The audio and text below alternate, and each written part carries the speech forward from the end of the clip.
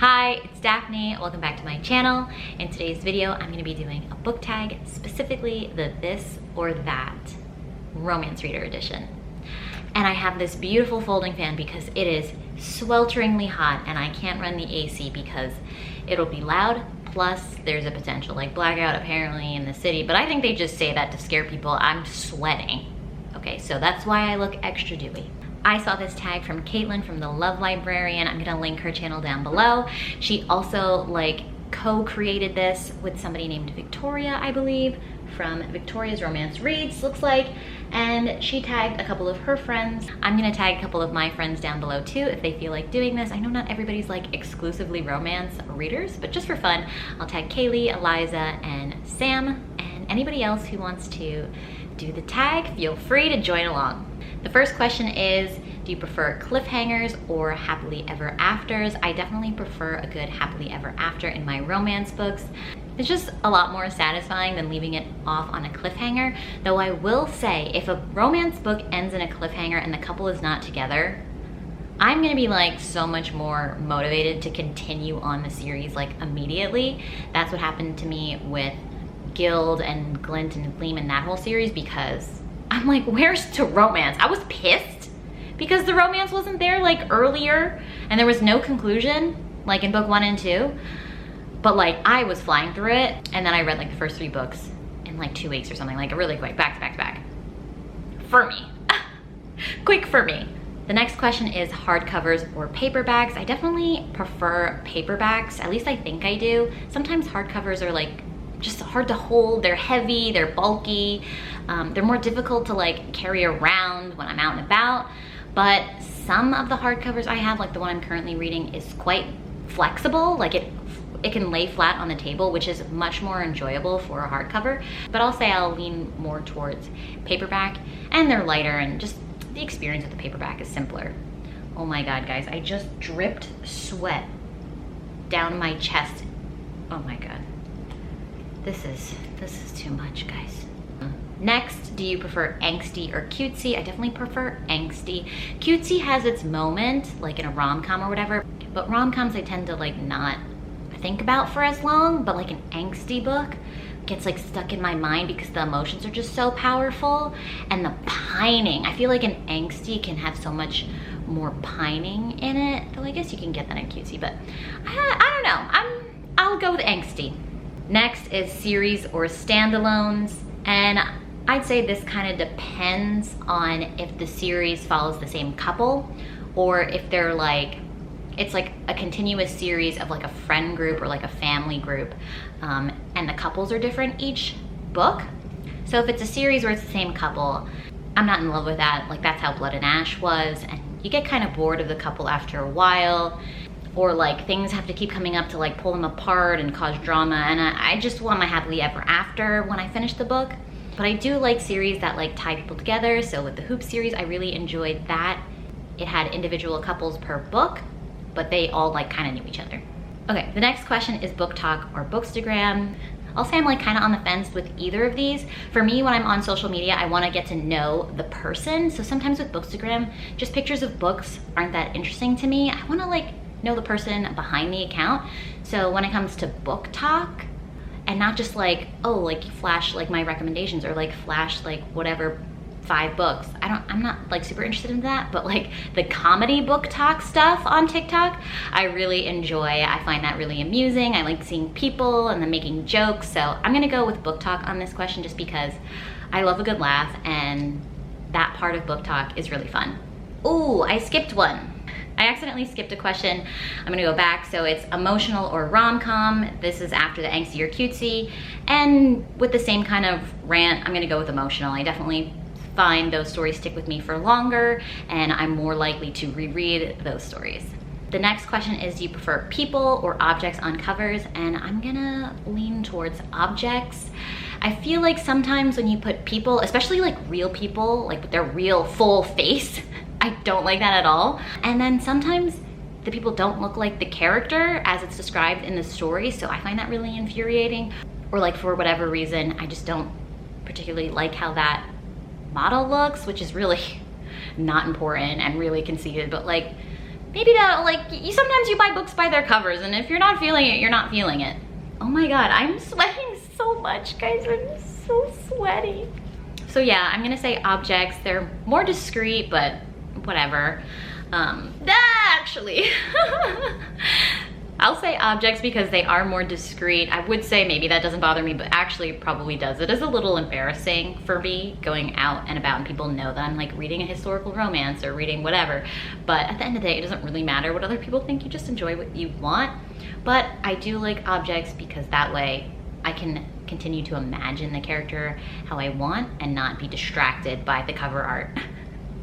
But I don't hate people on covers, especially if they're not like real people. If they're like drawings or like artsy, whatever, you know? Then it asks new release or backlist. This is an easy answer. I'm gonna just go with backlist. I'm cheap when it comes to acquiring books, so it's easier to just like get things secondhand or acquire things through the library, and I feel like typically that tends to be backlist books versus new releases. And also I kind of want to hear what people think about a book before I pick it up, these days at least. So a new release is more of a risk. So I'll kind of sit on a new release, have it like on my radar, and then give it some time before I eventually pick it up. TBR or free-for-all, definitely free-for-all, though I have been creating TBR videos, but I feel like I'm only considering that half the time, and I really have to like make myself read the TBR. It's not like a natural thing for me. Usually I just kind of pick up books where I feel like it, when I'm in the mood. For YouTube, it's good to have TBRs, but maybe for my reading, just kind of going with the flow would work better. Okay, this is a romance specific one for sure. Open Door or Fade to Black.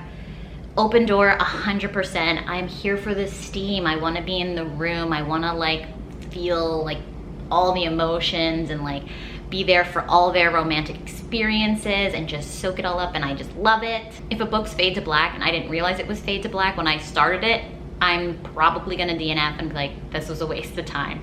I'm here to be in the know of everything going on, you know? So definitely Open Door.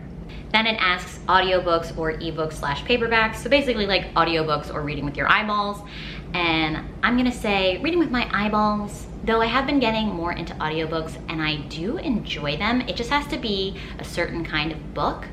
I feel like the language in the audiobook has to be a little more simplified and to the point, and maybe less like flowery and descriptive for me to be able to follow along more easily. I'm definitely like a visual person, so it's easier for me to like absorb and retain information when I can see it with my own eyes. But yeah, I'm trying the audiobook thing, but I definitely read with my eyeballs for the most part. Okay, almost there, like almost like halfway there. Kindle or nah. I definitely love my Kindle. I love reading it at night because it's all backlit and all that stuff. It's so easy to carry around, and just getting ebooks for such a good deal is very beneficial for me. So I love my Kindle so much, and it's way better than reading on my phone. I was doing that for a while, and then I just upgraded to a Kindle, and I love it so much better. And it's great for reading in like natural sunlight versus on the phone, and my phone doesn't have to die, and oh, Kindle is amazing. I highly recommend getting a Kindle.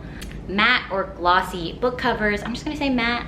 I don't really care that much, but like shiny, sometimes it's hard when you hold it up and it reflects the light, so I'm just gonna say matte. Buddy read or fly solo. I definitely read most of my books solo, but that's only just because I don't have a lot of people to buddy read with like in my past, but I have been starting more buddy reads like with my loved ones and like my friends online, and I love it so much. The only thing that can be tricky with a buddy read is you just have to all agree on the same book, but I just want to enjoy a book and be able to gush about it and talk about it, so definitely gonna go with buddy read on this one, even though I haven't gotten the chance to buddy read that often yet. Small town or dark romance. Right now I'd say dark romance. I haven't been reading a lot of, oh my gosh, it's storming outside right now. Oh, that was an epic thunderclap. Like I was saying, I haven't read a lot of small town romances lately, but maybe I should get back into it. I have been reading a lot of darker stuff, like with the Hoop series, and also like a ton of monster romances, which tend to be kind of dark. Yeah, that's just where I'm at right now. new adult or adult. I'm definitely gonna say adult. New adult, I just don't relate to like the college age person as much anymore. I don't necessarily want to read about like an 18-year-old who's like in the middle of a reverse harem. Like, what does an 18-year-old know about anything? You know, no offense. But I'm 27, I'm about to be 28 in October. I'm very much into my adult years myself, so I definitely lean towards adult for books. I'm not against new adult, obviously. I would definitely read new adult. Like, I have Punk 57 waiting on my Kindle, but I've had it downloaded from Kindle Unlimited for like months, and I just haven't had the urge to necessarily pick it up, but I'm curious about it. So if a new adult book has a lot of hype, I'm more likely to read it, but I naturally lean towards adult. The next question is sprint read or marathon read a series. Honestly, I didn't understand what this meant at first, but I'm pretty sure it means like, do you read a series super quickly, like back to back to back, in as short amount of time as you possibly can, or do you kind of like go through it slowly as you get to it? I'm just gonna say I marathon read. I do try to read books in a series like fairly close together, but I'm not like devouring it like as intensely as I imagine the sprint definition means. I will read a couple of books throughout my experience reading a series, and I'm not like usually in a super rush to finish it, but I do like to read them close together so I don't forget what happened in the other books. Then it asks, do you read multiple books at once or one at a time? Right now I'm reading multiple books at once. I was trying to read books one at a time, but I feel like that was slowing me down. If a book, I'm not like super pressed to read it, but I'm intrigued and I want to finish it, I might not pick it up for a day or two, and I find that really slows down my pace and my goal of like reading more books. So if I read multiple books at a time, if I'm in the mood for my slower paced book, I can pick that up, or if I'm in the mood for some steamy stuff, I can pick that up in between. So I find reading multiple books at a time definitely works for me. Okay, another romance specific question, alpha heroes or cinnamon roll heroes? Gut instinct, I'm gonna go with the alpha hero. In real life, ultra alpha guys can be more like a-holes versus like true alphas. My fiance likes to say, oh, a real alpha doesn't have to say he's an alpha. I'm like, are you trying to imply you're an alpha? And I mean, I'll give it to him, but like, I just think that's funny. A cinnamon roll hero can be cute, but like, he's gotta be like alpha, like at least in the bedroom, you know what I'm saying? He doesn't have to be like, I'm an alpha all the time, but you know, I like that kind of energy. Throw me around a little bit, you know? Then, do you prefer a baddie or a damsel in distress? I'm just gonna say a baddie. I'm not really partial to either, but I do like a woman who has like agency and feels like she's in control of her own life and can figure things out on her own. You know, obviously I'm a woman. I don't want to have to feel like I need somebody to save me. I want to be able to take care of my own business, as most of us probably feel. Then the final question is slow burn or insta love. I'm gonna go with slow burn. I don't love insta love, though sometimes slow burn can be so painful. Like, can we just, like, what's in the middle, you know? I want it to feel realistic, so I don't want it to be insta love, but I don't want to wait until I'm dead for them to finally get together, you know what I'm saying? So in reality, somewhere in the middle, like reasonable pace love. But if I had to choose slow burn or insta love, I'm gonna pick slow burn. I feel like it has such great opportunity for pining and angst and just like seeing how much the characters like desire each other, but for whatever reason, they're kept apart, and the sexual tension is there, and it's just, it can be so delicious to read a great slow burn. But I will say, if you're just kind of like in the mood for erotica, insta love gets you to the point, and we're in and we're out, no pun intended, and it serves its purpose. But for like romance, where you want to see the chemistry and feel the emotion and see like actual love, I think slow burn does that way better than insta love. Insta love is like an unexplainable attraction, like, oh, I see you, I'm in love. Like, it's harder to believe, you know what I mean? All right, I'm finally done with this tag. I can turn the AC on and stop sweating so much. I hope you enjoyed this video. If you did, please give it a thumbs up and subscribe down below if you haven't already, and I'll catch you in another video. Bye.